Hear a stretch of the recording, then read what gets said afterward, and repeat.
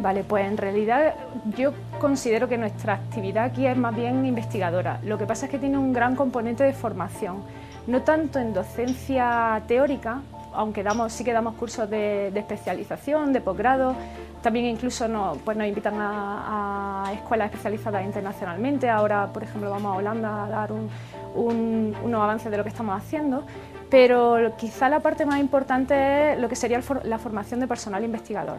Como creo que habréis visto ya en el centro, hay muchos becarios y se trata no solo de aprender técnicas, sino también de aprender a cómo abordar un problema, cómo diseñar experimentos que proporcionen las respuestas que necesitamos y también cómo interpretar los resultados. Y eso es fundamental para formar una carrera científica y los buenos investigadores. Sí, bueno, en investigación el interés fundamental de nuestro grupo es entender cómo las plantas en general son capaces de responder o de defenderse frente a agresores que pueden causar enfermedades. Porque aunque no lo tengamos eso o no sea muy conocido, las plantas también tienen su sistema inmune. Son capaces de reconocer cuando están sufriendo un ataque y saber si es un virus, una bacteria, un hongo o un insecto. Y con esa información tienen que producir genes y producir proteínas que les sirvan para defenderse.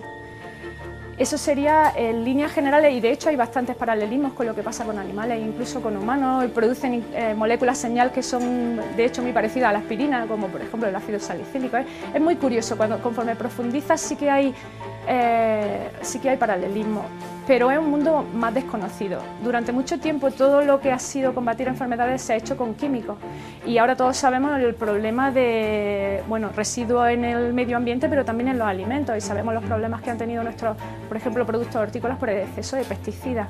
Sí. Con la normativa europea de reducción de pesticidas, sí, se hace evidente que hay que buscar otras alternativas que deben de ser más respetuosas con el medio y que eviten, y también son mejores para la salud, evitar los residuos. Sí, estamos usando la planta de tomate como modelo y estamos estudiando las enfermedades que afectan al tomate y, como te decía, pues qué proteína o qué pasa realmente a nivel génico en la planta para responder y para defenderse de esas enfermedades. Ten en cuenta que, por ejemplo, en las plantas, en los cultivos, como por ejemplo como el tomate, se ha ido mejorando y seleccionando por frutos grandes, más pensando en la venta, pero se ha ido perdiendo en los caracteres que a lo mejor algunas especies naturales de tomate sí que tienen, que es la capacidad de defenderse frente a otros organismos. Y eso es lo que nos interesa, de modo que podamos luego... la idea es un poco como lo que te decía de llegar a desarrollar una especie de vacuna o qué estímulos le podemos dar a la planta para que ella sola luego, llegado el momento, responda de manera más eficaz. Lo primero que necesitamos, al igual que pasa en medicina, es entender cómo los mecanismos propios de la planta para defenderse. Sí. Una vez que los entendamos bien y sepamos cuáles son los genes clave y las proteínas clave, podemos buscar métodos para optimizarlo mediante biotecnología. Incluso nosotros estamos especialmente interesados en el uso de microorganismos beneficiosos. No todos los microorganismos son malos, no todas las bacterias son malas. De hecho, hay bacterias y hongos que con las plantas de manera natural y se ayudan mutuamente. La planta les da alimento a esos microorganismos, pero ellos también le proporcionan beneficios a la planta. Y entre ellos puede ser el estimular su sistema inmune. Sería una especie de lo que entendemos como vacuna. La planta primero reacciona a este microorganismo respondiendo un poquito con defensa, al ver que es beneficioso lo bloquea, pero esa pequeña activación de los mecanismos de defensa hace que cuando luego venga un patógeno, lo que sería el agente que causa la enfermedad, la planta pueda responder mejor y más eficaz. Y eso es lo que queremos entender bien para poder optimizarlo, claro. Bueno, en realidad las redes científicas son, digamos, como una asociación que se establece entre distintos grupos de investigación. Porque lo que sí está claro, y más en la ciencia moderna, es que un grupo solo no puede avanzar lo mismo que si aunamos esfuerzos. Hace más tiempo, por ejemplo, la ciencia española también estaba un poco más aislada del resto del mundo, pero cada vez podemos entender más, tenemos herramientas más poderosas, la tecnología avanza mucho más y lo más importante es combinar toda la información. Entonces, para entender bien un problema lo mejor y lo más eficaz es abordarlo desde distintos puntos de vista. Si varios grupos, a nivel mundial, todos los grupos que están interesados en un tema en concreto se reúnen, ponen la idea en común y se discuten estrategias comunes, pues la ciencia avanza mucho más rápido. Eso sería lo que llamamos una red científica sobre un tema en concreto.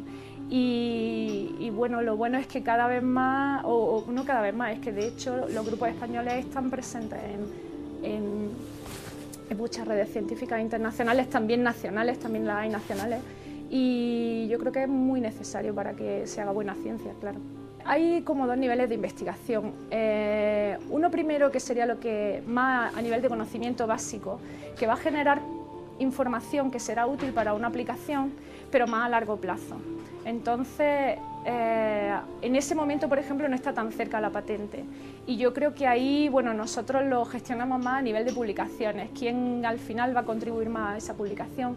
Y yo creo que cuando una red funciona bien, precisamente esa distribución de tú llevas esta parte, yo llevo esta, pero los dos intercambiamos la información, es lo que realmente hace factible la colaboración y que todos se lleven su beneficio, el reconocimiento. Pero de todos modos, un buen trabajo casi siempre va realizado o apoyado por grupos distintos, y eso cada vez se aprecia más. Y se beneficiarán todos. Sí, se benefician todos, pero cuando hay algo en concreto de un país, eso ya son tenemos por ejemplo el CSIC, y todos los países o todos los organismos tienen su gabinete de abogacía, o no sé, tienen sus recursos para gestionar, eso, legales, para gestionar quién, en el caso de que salga esto de aquí, quiénes van a ser los titulares de la patente, quién explota los... Eso, llegado al término en que los resultados sean más directamente transferibles a la empresa, eso se encarga el gabinete legal. Pero yo creo que hay tantas cosas que nos quedan por saber, que precisamente este intercambio de información evita que estemos dos grupos haciendo lo mismo, que entonces sí sería una carrera de que no me adelanten porque si no yo no lo saco, sino que hagamos cosas complementarias, de modo que no sea la carrera sea porque quiero entender qué pasa y no por sacarlo antes que el otro grupo.